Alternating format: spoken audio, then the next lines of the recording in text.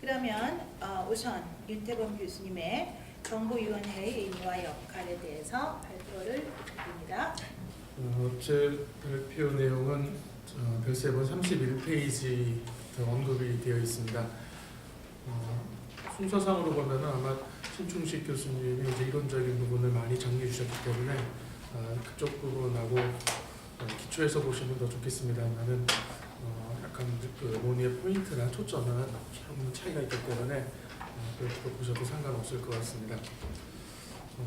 제목을 정보위원회의 의미와 역할, 자문위원회를 중심으로 하고 있습니다. 처음에 이제 그쪽 분야에 대한 이제 원고 의뢰를 요청받았을 때는 이거보다는 좀 더 규범적인 내용에 대한 거를 요청을 받았었습니다. 그 규범적인 내용이라 하면 예를 들어서 정책 과정에 있어서의 윤리에 대한 그 문제가 되겠는데 실제로 저희 학자로서 이 정책 과정의 윤리 문제를 확인하고 들여다본다는 게 사실 쉽지는 않습니다. 일부 이제 이론적인 접근이 가능할 테고, 그다음에 또 일부는 실질적인 경험에 의한 그 서술이 가능할 것 같습니다. 저는 그 중에서도 이제 조금 이제 후자 쪽에 초점을 두고 정리했다는 말씀을 드리고요. 정부위원회는 우리가 알고 있는 일반적인 행정위원회하고 자문위원회가 포함되어 있습니다. 물론 이 제 원고의 행정위원회도 언급은 하고 있습니다만은 좀 더 제 경험에 가까운 것은 자문위원회이기 때문에 그 부분도 이따 좀 자세히 말씀을 드리겠습니다. 이 글의 이제 가장 핵심적인 문제인식은 이겁니다. 실체로서 위원회가 분명히 존재하고 있습니다. 말씀드린 대로 행정위원회, 예를 들면 국가인권위원회, 공정거래위원회, 국민권익위원회 등등 실체의 조직을 갖고 있는 행정위원회라고 하는 것이 있고요. 그리고 여러 이제 선생님들이 많이 참여하시는 소위 비상설의 위원회인 자문위원회가 있습니다. 저 같은 경우에도 많은 위원회에 참여를 해보았는데 도대체 이 정부위원회란 무엇인가, 그리고 정부위원회 위원으로 참여해서 활동을 했을 때 나는 어떤 일을 어디까지 어떻게 할 수 있겠는가, 실제로 위원으로 참여 활동하면서 다수의 윤리적인 갈등도 적지 않게 경험을 했었고요. 그래서 경우에 따라서 이따 말씀을 드립니다만 위원회 참여를 거절한 적도 있었고, 또 참여했다가 후회한 적도 있고, 여러 가지 다양한 경험을 했습니다. 이런 논의도 사실은 넓은 의미에서 본다면 정책 과정의 어떤 윤리적인 어떤 맥락, 시사점에 주어지는 거 아닌가, 그런 문제의식 갖고서 서술을 했습니다. 첫 번째 제목을 정부 조직과 정부위원회라고 그렸습니다. 우리 행정학에서 정부 조직을 가르칩니다. 그리고 정부 조직을 가르칠 때 학생들한테 첫 번째로 이야기하는 게 당연히 정부조직법입니다. 정부 조직법을 이야기함으로써 이제 우리는 정부 조직을 대강을 이제 가르쳐 줬다고 이야기를 합니다. 근데 여기서 이제 문제가 생기는 것이죠. 실제로 정부 조직법이 있다 말씀을 드리겠습니다만은 정부 조직의 일부만 열거가 되어 있죠. 정부 조직법이 어떻게 보면은 절반만 이제 포괄하고 있고 나머지는 언급하고 있지 않은 명칭과 실제 내용 포괄하는 범위가 굉장히 차이가 있습니다. 그런 관점에서 정부위원회라는 게 이 정부 조직이라는 관점에서 어떤 의미를 가질까? 사실 이 정부위원회를 구성하는 목적은 아주 단순합니다.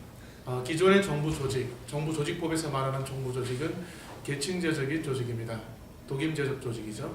계층제적이고 독임제적인 조직이 갖고 있는 구조적인 한계를 소위 개방성과 그 다음에 합의성, 민주성을 기본 가치로 하는 위원회 조직이 어떻게 보완할 수 있겠는가, 그러한 관점에서 이제 위원회라고 하는 것을 이야기를 합니다.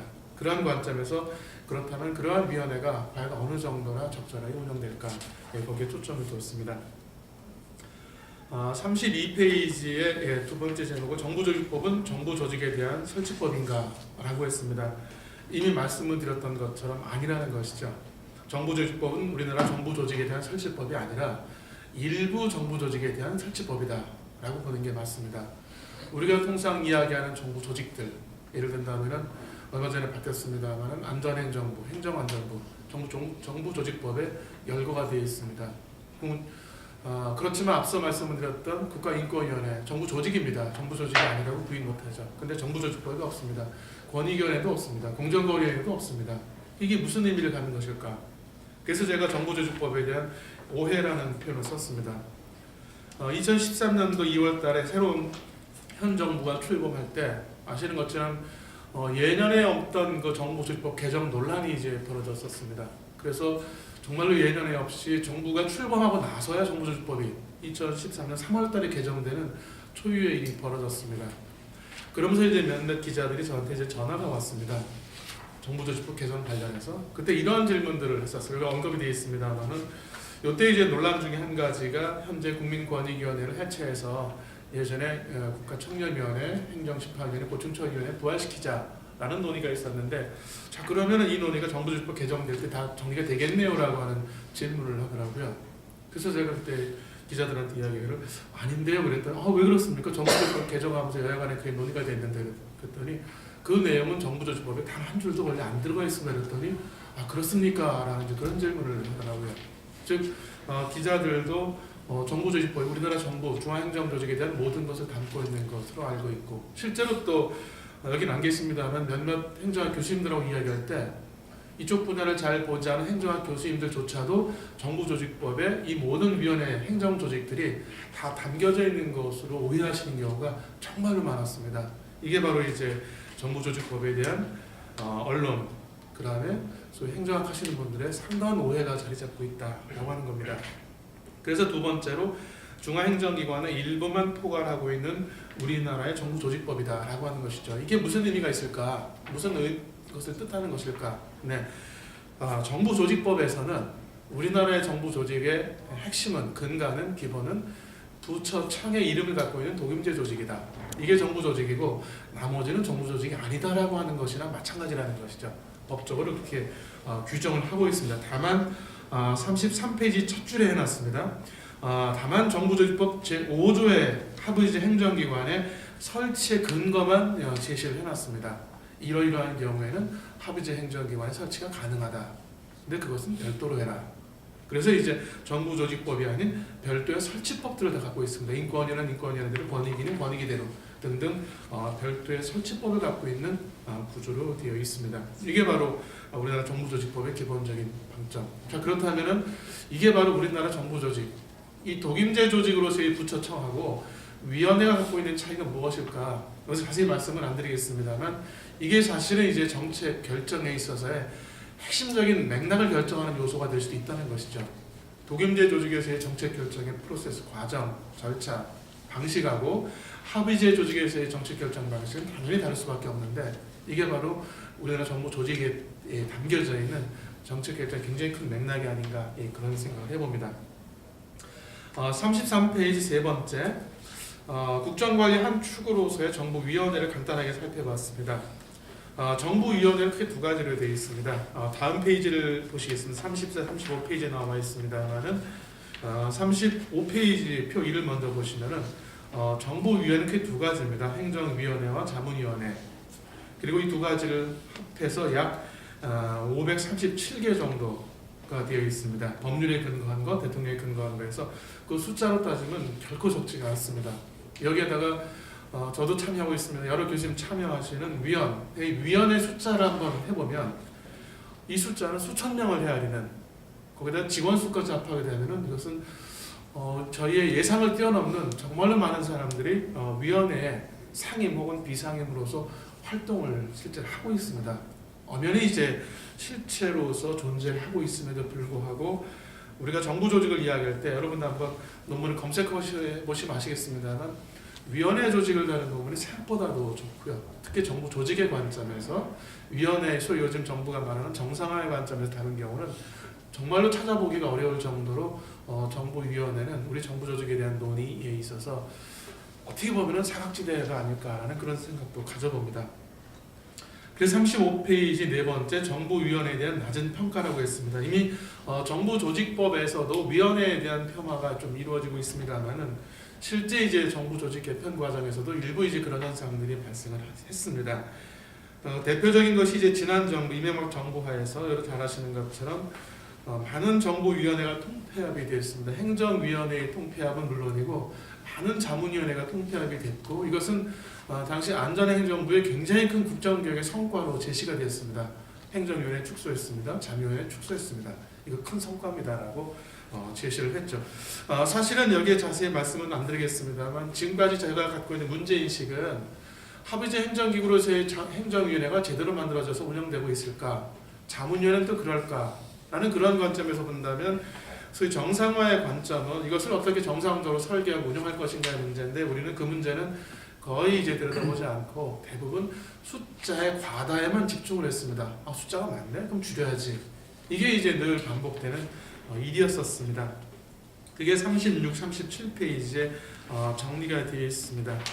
36페이지 이명박 정부의 위원회 불신과 조직 개편의 논리에 언급이 되어 있습니다. 특히 이 논의는 정부조직법 개정과 관련된 국회의제 논의에서도 자세히 언급이 됐고 정부도 한 체도역에서 벗어나지 않은 숫자 많다 줄이자 이 맥락에서 크게 벗어나지 않는 그런 관점에서 그런 맥락에서 37페이지에 잘 아시기 때문에 생략을 하겠습니다. 국가청렴위원회, 행정심판위원회, 고충처리위원회도 마찬가지로 통합을 했었고요.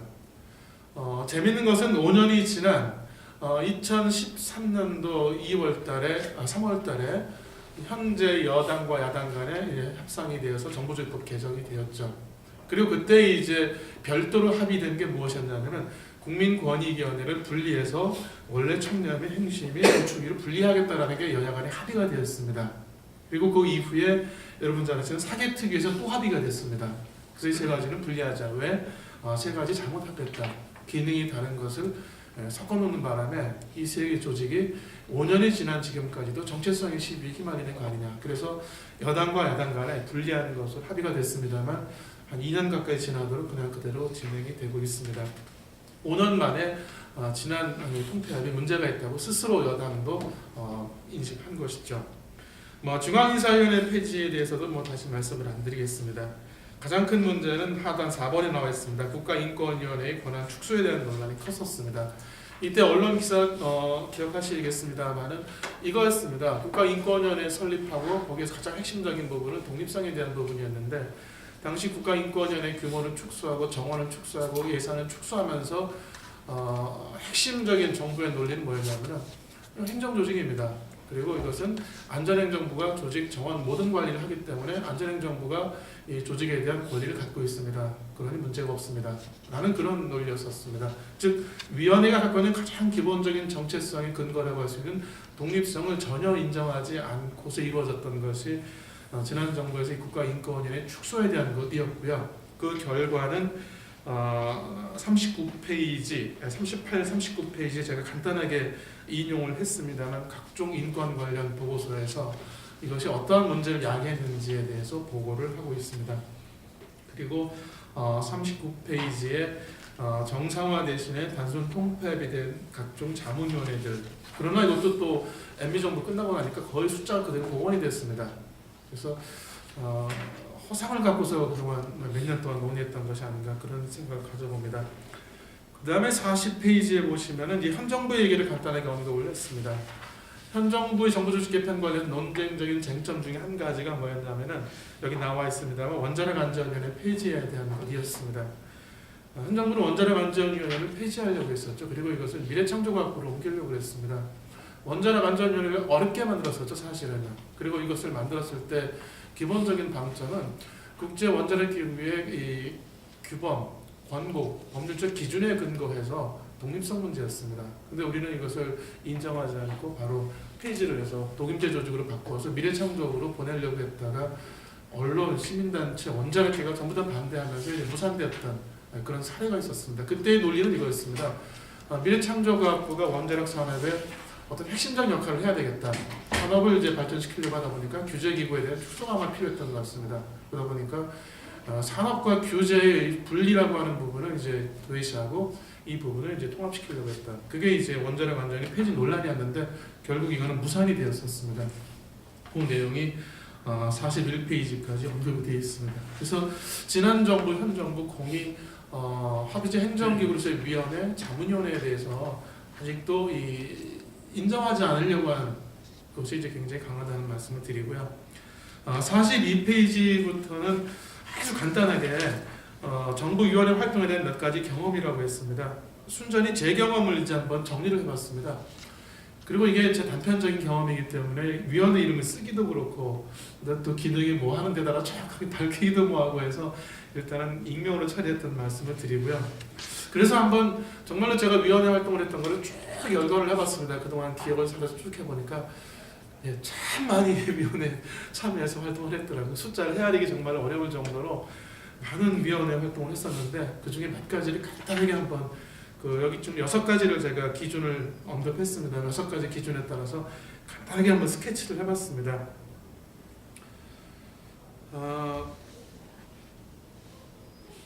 그 중에 보시면은 첫 번째 사례 90년대 말에 제가 위원회 할 때 사례입니다. 이건 뭐 위촉식하고 바로 평가회의 했고 그 중에 저만 신규 위원이었고 저만 평가 분석 보고서 가져갔고 기존의 위원들은 아무도 안 가져오고 그분들은 말로 하고 저 혼자 평가 서류를 갖고 이야기를 했고 그 다음에 회의가 한 번도 소집이 안 되는 그 바람에 이제 2년 동안 한 번 딱 참석했던 그래서 회의를 안 한 것인지 저를 해촉한 것인지 그냥 이제 실종된 그런 사례가 한 번 있었습니다. 두 번째 사례입니다. 이거는 이제 실무 의결을 해야 됩니다. 쉽게 말하면 사인을 해야 되는 위원회였습니다. 회의하라고 연락이 왔습니다. 그럼 의결을 해야 되니까 자료를 미리 좀 보고 가야 되는 거 아니냐. 그때는 자료 준비가 안 됐다. 그날 회의장에서 와서 보면 안 되겠느냐. 그러면 안 된다. 그러면 안 가겠다. 그랬더니 이제 부랴부랴 밤늦게 퇴근하지 말고 기다려라 해서 자료를 가지고 왔습니다. 근데 자료도 제대로 가지고 온 것도 아니죠.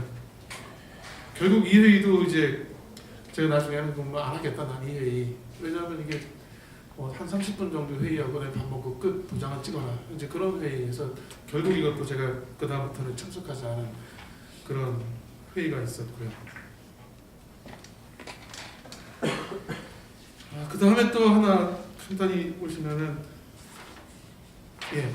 4번을 보시면 여기 내용이 없습니다. 이 내용이 왜 없냐면요. 위촉식을 했습니다. 제가 봐도 위촉 중에 제일 좋은 거였습니다. 나무로 된 위촉패였습니다. 종이로 된 것이 아니라. 근데 회의를 단 한 번도 안 했습니다. 그래서 어떻게 됐는지 모를 정도로 그냥 끝나고 말았어요. 위촉식은 가장 거창하게 패도 나무로 된 패를 받았는데 회의는 한 번도 하지 않은 그런 이제 씁쓸한 경험이 있었습니다. 그 다음에 5번입니다. 5번 보시면 이제 위원 위촉을 하겠다. 그 다음에 위원장까지도 맡아달라. 근데 제가 시간이 없고 능력도 안 되니까 안 하겠다고 그랬더니 그쪽에서 그렇게 얘기하더라고요. 부담을 주지 않겠습니다. 저는 사실은 열심히 할 생각이 있는데 제가 열심히 안 할 것 같습니다. 그런 의미였는데 부담을 안 주겠습니다. 1년에 한 회의 2번만 딱 하고 말겠습니다. 그러니까 이것도 할 필요가 없겠다는 생각이 들어서 그냥 그대로 끝나고 말았던 저는 반대의 반어법을 쓴 건데 그쪽에서는 그걸 진심으로 받아들이고 회의를 하지 말아야 되는구나 하는 이제 그런 식의 경험이었습니다. 6번, 7번, 8번 좀 좋은 경험도 물론 있습니다. 없는 게 아니라 좋은 경험도 있고 아주 대외비 자료도 있고 자료 충실하게 제공해 주는 경우도 있고 참 경험은 다양합니다.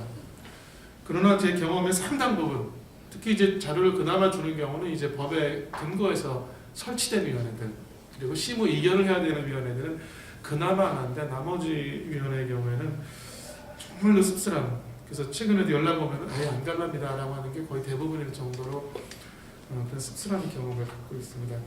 그래서 이제 45페이지 9번의 시사점을 몇 가지를 정리했습니다. 앞서 말씀드렸던 6가지 관점에서 쭉 정리를 해봤습니다. 과연 이 위원회라는 게 뭘까? 나름대로 이제 고민이 되는 거죠. 그 고민을 결론에 보시면 47페이지에 이렇게 제가 정리를 했습니다.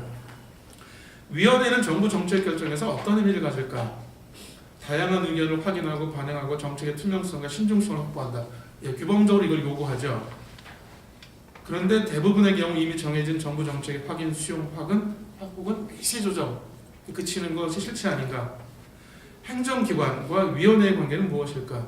위원회는 행정기관에 대한 자원, 조언, 보완기구? 그게 아니라 행정기관의 의사결정에 대한 정당한 수단이 아니었던가? 또 위원회와 저희 같은 위원회 관계는 무엇일까? 위원은 위원회의 핵심 구성원인가? 결정자인가? 위원은 위원회의 제한적인 역할만 수행하고 실질적 결정은 행정기구가 주도했던 것 아닌가? 위원회에 참여해서 저는 무엇을 기여했는가? 정부 의사결정의 투명성과 민주성을 확보하고 다양한 의견을 제시하는데 저는 기회가 있는가? 제한적인 조언을 하고 정부 의사결정의 정당화를 불편하니까 괜히 또 까칠한 얘기하면 또 분위기 상해지니까 그냥 에이 좋은 게 좋은 거다 그렇게 하지 않았는가. 5번째, 위원회 윤리가 무엇일까? 어떻게 행사되어야 하는가? 전문가 혹은 분야 대표자로서 권위 있는 의견을 적절하게 제시하고 판단할 수 있도록 했는가? 아니면 정부의 의견을 역으로 상당 부분 이해해주고 수용하는 의견을 제시하고 판단했던 거 아닌가라는 그런 생각을 끝도 없이 한번 해보게 됐습니다. 여기까지 발표 마치겠습니다. 고맙습니다. 감사합니다. 네.